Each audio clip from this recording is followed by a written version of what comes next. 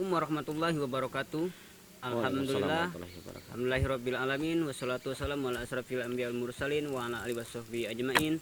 Allahumma sholli ala sayyidina Muhammad wa ala ali sayyidina Muhammad.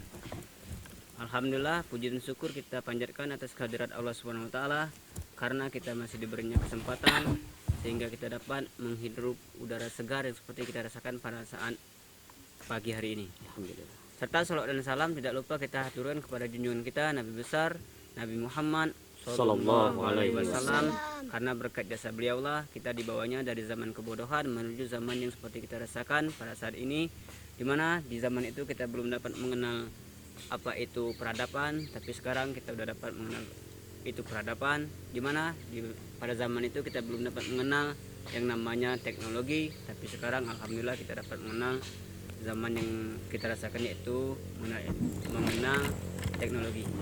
Nah, oke, di sini kita berjumpa dengan berada di pondok pesantren Insan Madani yang dihiasi dengan pepohonan yang begitu rindang, yaitu pohon-pohon karet. Alhamdulillah di bawahnya kita merasakan kesejukan, baik kesejukan hati maupun pikiran. Di sini kita bersama pada pimpinan pondok pesantren, yaitu Al-Ustaz Nobi Supandi Al-Hafiz. Sekarang kita akan berbincang-bincang sedikit untuk mengobrol tentang suasana pondok pesantren. Oke, langsung saja kita berbicara kepada pemimpin pondok pesantren. Sebelumnya maaf Ustaz, mengganggu waktu Ustaz. Enggak apa-apa, insyaallah. Di sini anak ingin bertanya, ingin berbincang-bincang kepada Ustaz. Sebelumnya saya ingin nanya-nanya gimana awalnya Ustaz di sini, gimana keadaannya di sini, nyaman apa tidaknya. Setelah itu di sini kan programnya program tasbih Al-Qur'an. Di sini mungkin anak ingin bertanya-tanya apa itu manfaat menghafal Al-Qur'an, apa itu, gimana trik-trik menghafal Al-Qur'an yang baik dan benar. Sebelumnya saya ingin bertanya sama Ustaz. Oke Ustaz, di sini Ustaz kira-kira udah berapa lama di sini? Gimana perjuangannya? Mohon berbagi pengalamannya. Alhamdulillah, syukur kita kepada Allah Subhanahu wa taala kita bisa berjumpa atas kehendak dan izin Allah. Mudah-mudahan pertemuan kita ini adalah pertemuan silaturahmi, bisa memperpanjang umur kita, dan mudah-mudahan kita diberikan keberkahan oleh Allah Subhanahu wa taala. Awal di sini dulu pas diajak sama Pak Sastramiko, beliau ketua yayasan kita, Dr. Sastramiko SE MRC, sekaligus dosen anak ketika anak kuliah dulu diberikan beasiswa oleh beliau. Dulu pertama kali kita datang ke sini, masya Allah, di sini belum ada bangunan sama sekali yang sekarang yang antum lihat, anak-anak lihat semua di sini. Di sini dulu pertama kali datang cuma ada pondok itu, yang pondok yang udah warna hijau dengan warna putih, ada dapur. Dulu belum ada sama sekali, itu ada baru pondok yang pakai tiang, yang bawahnya masih kosong, sampingnya itu pohon masih rindang seperti ini, masih banyak pohon, rumputnya setinggi. Jadi ketika anak datang dengan Ustaz Adi, dengan Pak Sastramiko, dengan Kak Midi waktu itu, rumputnya setinggi ini. Jadi ketika anak pakai sarung, pakai jubah itu, pas keliling ke sini keluar udah basah semua, insyaallah. Alhamdulillah kita udah memulainya itu dari bulan 2 awal. Bulan 2 awal kawan-kawan tukang udah mulai merobohkan, sudah mulai bergerak pembangunan. Yang pertama ini dibangun tempat tinggal anak dulu. Alhamdulillah bulan 3 awal Maret anak udah tinggal sendirian. Oh, berarti di sini kemarin masih kayak seperti hutan-hutan. Oh, bayangkan. Banyak hewan-hewan liar. Masya Allah. Bayangkan Ustaz, anak sendirian, malam-malam sendirian di sini. Listrik alhamdulillah sudah ada dipasang sama yayasan. Pagi-pagi itu pas kita buka pintu itu babi lewat. Alhamdulillah ada dibangun gazebo, sudah ada mulai keramaian, anak-anak rumah tapis, kampung-kampung sebelah udah mulai datang. Dia pertama kali datang itu anak-anak udah mulai ada cerita lucunya. Jadi ketika kita ngaji dengan anak-anak yang rumah tapis, yang bapak-bapak, yang bujangan bapak malam, ada 3 orang datang yang sekarang udah mulai aktif belajar gitu. Mereka datang pakai celana pendek, baju pendek, motor kayak gini. Berarti jadi, masih kurang lah di sini. Oh, kurang Ustaz. Anak pas beliau datang itu anak takut mau dirampok anak. Oh. Ternyata alhamdulillah mereka mau belajar Al-Qur'an. Alhamdulillah sekarang mereka udah rame, rumah tapis kita udah rame. kegiatan malam-malam majelis kita udah mulai aktif. Alhamdulillah bulan 8 baru kita mulai aktif betulan. Ada anak-anak yang udah pakai ganteng-ganteng seragamannya nih semua, kan. Mereka sudah mulai bulan 8 kemarin sudah nginap di pondok pesantren. Alhamdulillah, anak udah nggak sendirian lagi di sini. Berarti apa keluh kesan Pak Ustadz selama dari bulan 3 sampai sekarang sih? Kalau keluh kesannya nggak ada sih, anak enjoy aja, karena anak nggak, kita tuh merasa nggak pernah sendirian karena kita selalu duduk dengan zat yang selalu mengingat diri kita. Oh gitu ya. Ini Allah kan selalu mengingat kita, Allah selalu memperhatikan kita, insya Allah nggak kesepian. Ya keluh kesannya yang anak resah masih gimana dalam hati sekarang ini, cahaya pondok pesantren kita belum bisa menarik masyarakat sini untuk ngaji berbondong-bondong. Yang anak khawatirkan, yang anak takutkan sekarang ini kita meninggal dunia, Ustaz. Kampung-kampung sebelah sini masih belum peduli dengan sholat, masih belum peduli dengan Al-Quran. Itu yang anak takutkan sih, Ustaz. Yang mudah-mudahan Allah jaga kita, insya Allah. Di sini sebelumnya saya ingin nanya-nanya lagi sama Ustadz. Oh boleh, gratis insya Allah. Gimana trik-triknya untuk menghafal Al-Quran itu supaya cepat dan supaya membaca Al-Quran itu baik dan benar. Mungkin kan di daerah kita mayoritas perkampungan ini kan banyak orang itu cuma sekedar membaca aja, tapi hukum-hukum bacaan itu banyak yang nggak tahu. Jadi mohon penjelasannya dari Ustadz, trik-triknya gimana? Baik. Sebelumnya kita kan insya Allah tata cara menghafal Al-Quran gitu kan. Yang pertama yang jelas Allah mengajarkan kepada kita dengan surat pertama kali turun, yaitu surat Iqra, gitu kan. Surah Iqra bismi rabbikal ladzi khalaq.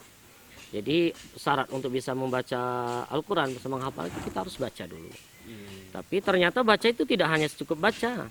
Kata Allah dalam surat Muzammil ayat 4, waratil Qur'ana tartila. Baca Al-Quran itu dengan tartil. Jadi biar kita itu bisa membaca, bisa menghafal Al-Quran itu Ustaz, jelas kita harus bisa baca sesuai. Contohnya gini, menghafal Al-Quran itu Ustaz, ibaratkan kita itu mengendarai motor. Jadi kalau kita mau bawa motor, secara otomatis kita belajar dari nol kan. Ya jelas nih kita belajar dari sepeda yang rodanya masih 4, ada roda kanan kiri tambahan, didorong dulu kan? Lepas roda kanannya, tinggal yang kiri, lepas kiri, udah lancar, lepas dikit. Nah kalau udah lepas, udah bisa main sepeda, barulah kita kasih motor. Ya kasih motor pun gitu pelan-pelan. Nah begitu dengan Al-Quran. Banyak orang, Ustaz menghafal Al-Quran itu susah, Ternyata selidik mereka yang dulunya mereka di SD, kayak kawan-kawan kita ini udah ada dari rumah tahfiz. Mereka merasa, Ustaz kok kami menghafal Al-Quran itu lambat selama ini. Ternyata yang membuat mereka lambat itu, Ustaz, mereka itu membaca Al-Qurannya belum tepat. Makanya kita di pondok pesantren itu waratil Qur'ana tartila, baca Al-Quran itu dengan tartil. Apa kata sahabat Rasulullah SAW, ini Ali radhiyallahu an, waratil Qur'ana tartila. Jadi kata Ali, at-tajwidu wa ma'rifatul wuqud. At-tajwidu wa ma'rifatul wuqud. Jadi mentajwidkan huruf-huruf dan mengetahui kaidah-kaidah berarti. Kalau tajwidnya sudah benar, maka insya Allah dia secara otomatis bacanya lancar. Kalau bacanya lancar, ya secara otomatis Al-Quran itu mudah, gitu kan? Al-Quran itu mudah. Sudah itu, kalau bacanya udah benar, terus kita menghafalnya masih susah. Sabar. Sesungguhnya Al-Quran itu mudah. Sesuai dengan janji Allah, walaqad yasarnal Qur'ana lizikri fahmi mudakir. Bahwa sesungguhnya Al-Quran itu telah dipermudahkan bagi kita untuk dijadikan zikir. Nah, zikir artinya kita harus mengulang-ulang. Ya, kita zikir subhanallah walhamdulillah, kan zikir kita di pondok la ilaha illallah itu udah berapa kali kita ulang. Jadi semakin banyak mengulang, maka semakin mudah kita lancar. Itu satu. Yang keduanya, Al-Quran itu kan milik Allah. Yang membuat kita bisa hafal enggak itu Allah. Yang membuat kita bisa hafal bukan oleh ustadznya yang hebat, bukan gara-gara ustadznya hafiz gitu kan, mau itu dia lancar, tetap Allah juga. Maka la ilaha illallah, tiada Tuhan selain Allah, dan tiada juga yang bisa membuat kita hafal Al-Quran itu dengan Allah. Jadi selagi kita belajar Al-Quran harus lancar. Al-Quran itu nomor satu. Yang keduanya, kita harus bersihkan dulu kalbu kita.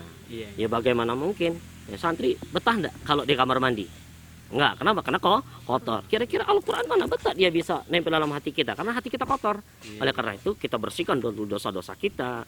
Banyak sholat, banyak ibadah, banyak zikir kepada Allah. hati kita udah bersih, insya Allah tugas kita menghafal Al-Quran, yang nanamkan dalam hati itu Allah. Karena Allah kata yang bisa membuat kita hafal Quran. Kalau Allah nggak bisa membuat kita, nggak dipilih kita, maka kita nggak bisa jadi hafal Quran. Itu Ustaz, insya Allah.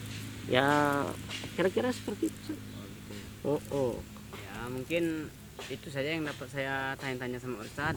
Mohon maaf sekali lagi kalau mengganggu waktu Ustadz. Nah, semoga perjuangan Ustadz di sini sukses, semoga santrinya banyak. Amin, amin, amin, insya Allah. Semoga di Pohon Balam ini nanti menjadi pondok pesantren, yaitu dari Pondok Balam menjadi kota Al-Quran. Al-Quran. Amin ya rabbal alamin. Untuk sebelumnya San, insya Allah di pondok pesantren kita ini ada dua sih sebenarnya. Iya. Anak-anak yang memang punya kapasitas untuk menghafal Al-Quran, kita arahkan dia fokus menghafal Al-Quran, kaji Al-Quran, tafsir Al-Quran. Tapi bagi anak-anak yang kayaknya kemampuannya untuk menghafal Al-Quran itu masih kurang, maka dia tetap menghafal Quran, cukup 1 juz, 2 juz, 3 juz untuk persiapan jadi imam. Mereka kita arahkan ke kitab, ke kitab kuning. Jadi kita ngaji kitab, kitab kuning, jadi fikih. Jadi ada yang ahli Quran, ada nanti juga ahli dalam fikih. Jadi lengkap lah.